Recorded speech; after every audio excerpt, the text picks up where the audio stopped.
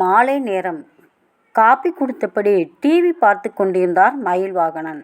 வாசலில் பைக் சத்தம் கேட்டது. புயல் போல் வீட்டிற்குள் நுழைந்த கோபி ஹாலில் உட்கார்ந்திருந்த அப்பாவை கண்டும் காணாதது போல் தன் அறைக்குள் சென்று விட்டான். சாத்தியுள்ள அறையின் முன் நின்று, கோபி, காப்பி போடட்டுமா என்று கேட்டாள் அம்மா வள்ளி. கொஞ்ச நேரம் போகட்டும் என்றான் உள்ளிருந்தவாறு. ஜன்னல் வழியாக பார்த்தபோது உடையை கூட மாற்றாமல் கம்ப்யூட்டர் முன் உட்கார்ந்திருந்தான். யாரையும் பார்க்க பேச பிடிக்காமல் தன்னை அவன் தனிமைப்படுத்திக் கொள்வது தெரிந்தது. கம்ப்யூட்டர் முன் உட்கார்ந்து விட்டான். எப்போ எழுந்து வருவானோ? அந்த அளவுக்கு வேலை அவனை படுத்தி எடுக்குதா என்னவோ.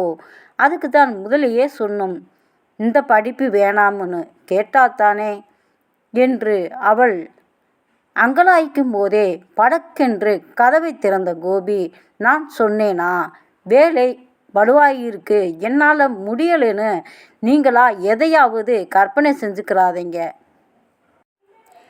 அரை மணி நேரம் ரெஸ்ட் எடுக்கக்கூடாதா என்று சிடுசிடுத்தான். சரிப்பா, ரெஸ்ட் எடு, தோணும் போது சொல்லு, காப்பி கலக்கிறேன் என்று சொல்லி கிச்சனுக்கு போனாள்.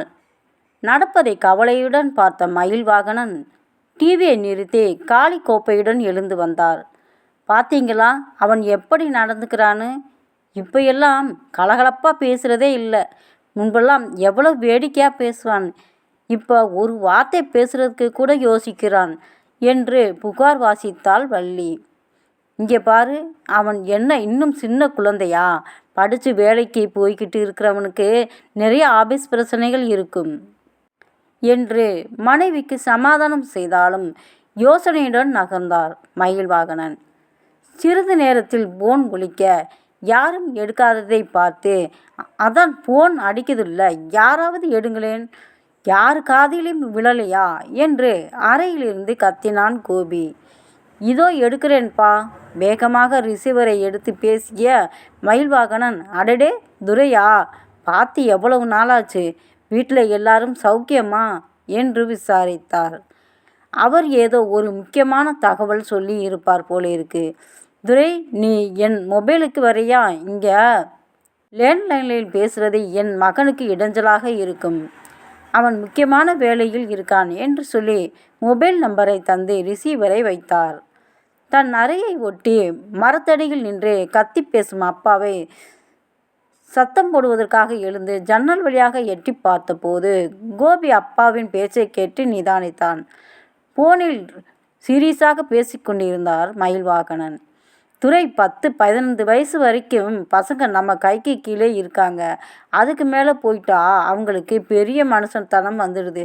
தனக்குத்தானே முடிவெடுக்கிறது, அவங்க கருத்தில் பிடிவாதமாக இருக்கிறதுன்னு மாறி போயிடுறாங்க. தன் திறமை என்ன, எந்த வழியில் போனால் சிறப்பாக செயல்பட முடியும்னு முழுசாக தெரிஞ்சுக்கிறாம அந்த நேரத்தில் எது வசீகரமாக இருக்கோ அந்த துறை பக்கம் சாய்ந்துடுறாங்க. உன் பிள்ளையும் அப்படித்தான் செய்திருக்கிறான். இப்போ அவனுக்கு தேர்ந்தெடுத்த துறை சரியில்லைன்னு தோண ஆரம்பிச்சிருக்கு. அதை உன்கிட்ட சொல்லலாம்னா ஆரம்பத்திலேயே சொன்னேனே, இந்த கோர்ஸ் வேணாம்னு. நீ கேட்டையான்னு கண்டிக்க ஆரம்பிச்சிடுவோன்ற பயம், அல்லது அவனுக்குத்தான் தோற்று போயிட்டதா நினச்சிடக்கூடாதுங்கிற ஈகோவில் தானே தனிமைப்படுத்தி இருக்கிறான். இதை பற்றி உன் மகன் சீனுக்கிட்ட நான் பேசுகிறேன், நீ கவலைப்படாதே என்றபடி திரும்பினார். சட்டென்று திரும்பி கொண்டான் கோபி. மறுநாள் அவன் வீட்டுக்கு வரும்போது அப்பா தோட்டத்து வாசலில் நின்று மொபைலில் பேசுவதை காதில் வாங்கினான் கோபி. சீனு, உனக்கு வேலை தானே போச்சு, குடி ஒன்றும் மூழ்கிடலையே, இதுக்காக வருத்தப்படவோ ஒரேபடியாக நம்பிக்கை இழக்கவோ கூடாது. இந்த வயசில் நீ தேர்ந்தெடுத்த படிப்போ வேலையோ உனக்கு பொருத்தமில்லைன்னு தோணுச்சுன்னா அங்கேயே உட்கார்ந்து யோசனை செய்துக்கிட்டு இருக்காம நமக்கு பொருத்தமான வேலையோ தொழிலையோ தேர்ந்தெடுக்கணும். நீ பிடிவாதமாக தேர்ந்தெடுத்த படிப்பு, அதன் மூலம் கிடைச்ச வேலை, அதனால் தோற்று போயிட்டதா ஃபீல் செய்கிறையா? இந்த வயசில் இப்படி தான் சின்ன சிக்கல் கூட பூதாகரமாக தெரியும். கொஞ்சம் விலகி வந்து பார்த்தால் எல்லாம் சரியாயிடும் என்று பேசியவாறு தோட்டத்தில் இறங்கி போனார். அவர் போவதையே பார்த்தபடி நின்றான் கோபி. யாருப்பா அது, என்ன பிரச்சனை என்று கேட்க வேண்டும் போல் இருந்தது. ஆனால் கேட்கவில்லை. அடுத்த நாளும் அப்பாவின் பேச்சு வீட்டில் இறைந்து கொண்டிருந்தது. சீனு, உனக்கு சின்ன வயசு, இப்போ எந்த படிப்பையும் படிக்கலாம், எந்த துறையும் முயற்சி செய்யலாம். 4 வருஷம் வீணா போச்சுன்னு ஃபீல் செய்து அடுத்து உள்ள 50 60 ஆண்டு வாழ்க்கையை கெடுத்துக்கிறாதே. எனக்கு தெரிஞ்சு மெடிக்கல் காலேஜ் சேர்ந்து 2 வருஷம் படித்து பிடிக்கலைன்னு உதறி வேறு படிப்பு சேர்ந்துருக்காங்க. டிப்ளமோ மெக்கானிக்கல் முடித்து வேலை பிடிக்காம ஆர்ட்ஸ் படித்த வேலைக்கு போனவங்க இருக்காங்க.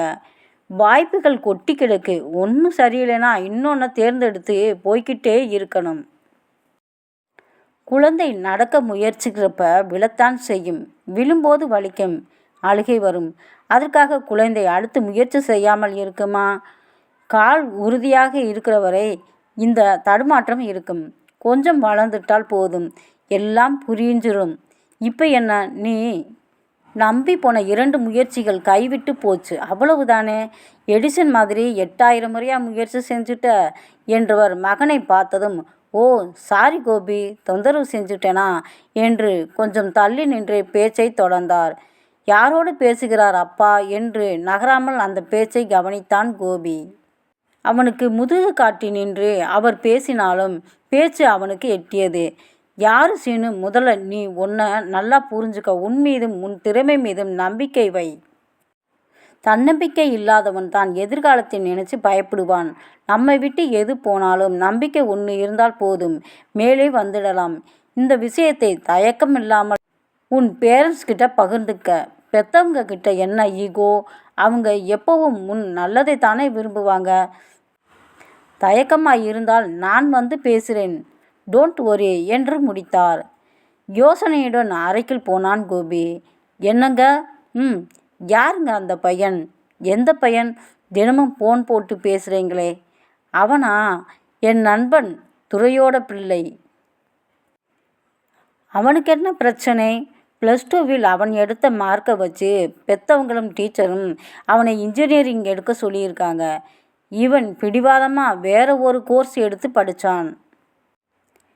அதற்கான வேலை வாய்ப்பும் சொல்லிக்கிற மாதிரி இல்லை. சில இடங்களில் முயற்சி செய்து தோற்று சோர்ந்து போயிருக்கிறான். இப்போ தப்பு செஞ்சுட்டேன்னு தோற்று போயிட்டோம்ங்கிற பயம் வந்துருச்சு. ஆனாலும் வீம்புக்காக அந்த லைன்லேயே இருக்கான். அதான் அட்வைஸ் செய்து தேர்த்திக்கிட்டு இருக்கேன். போய் உங்களுக்கு துரைங்கிற பேரில் நண்பரே கிடையாது. இதில் அவர் பையனுக்கு அட்வைஸுங்கிறது டூப்பு. உங்களுக்கு யார்கிட்ட இருந்தும் ஃபோன் வர்றதே இல்லை. வர்றது போல் நீங்களாக செட் செய்து மணிக்கணக்காக ஃபோனில் அட்வைஸ் மழை பொழியிறீங்க. என்னாச்சு உங்களுக்கு என்று கிடுக்கு பிடி போடவும், பரவாயில்லையே கண்டுபிடிச்சிட்டியே, அப்படின்னா எதுக்காக அப்படி பேசணும்னு உனக்கு புரியணுமே என்றார்.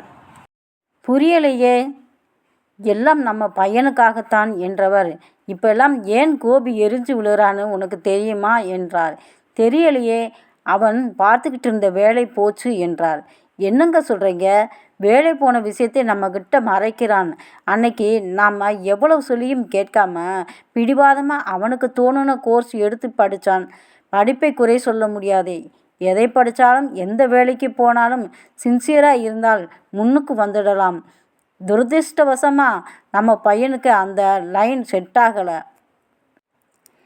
அதை வெளிப்படையாக சொன்னால்தான் தோத்துட்டதா மற்றவங்க நினச்சிடுவாங்கனோன்னு நல்லா போய்கிட்டு இருக்கிற மாதிரி காட்டிக்கிட்டு இருக்கான். இது அவனுக்கு நல்லது இல்லை. போக போக மன அழுத்தத்தை ஏற்படுத்திடும். அதன் அறிகுறி தான் எரிச்சலும் கோபமும். இது பற்றி நாம் நேரடியாக பேசினா புரிஞ்சுக்க மாட்டான்.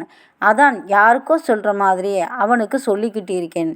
புரிஞ்சு நம்மக்கிட்ட அவன் பிரச்சனைகளை வெளிப்படையாக பேச முன் வந்தால் போதும். அவன் மனதிலிருந்து அழுத்தம் குறைந்து இயல்புக்கு வந்தாலே நல்ல விஷயமாய் இருக்கும் என்றார். அவர் நம்பிக்கை வீண் போகவில்லை. தொடர்ந்து கற்பனை சீனுவுடன் பேசியதில், ஒரு நாள் அப்பா உங்ககிட்ட கொஞ்சம் பேசணும். சீனுவுக்கு போலவே எனக்கும் ஒரு பிரச்சனை என்றான் கோபி. மகனை ஆதரவாக அணைத்து, சொல்லு கோபி என்றார். சொல்ல துவங்கினான் கோபி. அவன் பிரச்சனை கொஞ்சம் கொஞ்சமாக அவனை விட்டு விலகத் தொடங்கியது. ஹாய் ஃப்ரெண்ட்ஸ், இந்த கதை உங்களுக்கு பிடிச்சிருந்தால் லைக் பண்ணுங்கள், ஷேர் பண்ணுங்கள், கமெண்ட் பண்ணுங்கள். மறக்காமல் சப்ஸ்கிரைப் பண்ணிடுங்க. தேங்க்ஸ் ஃபார் வாட்சிங்.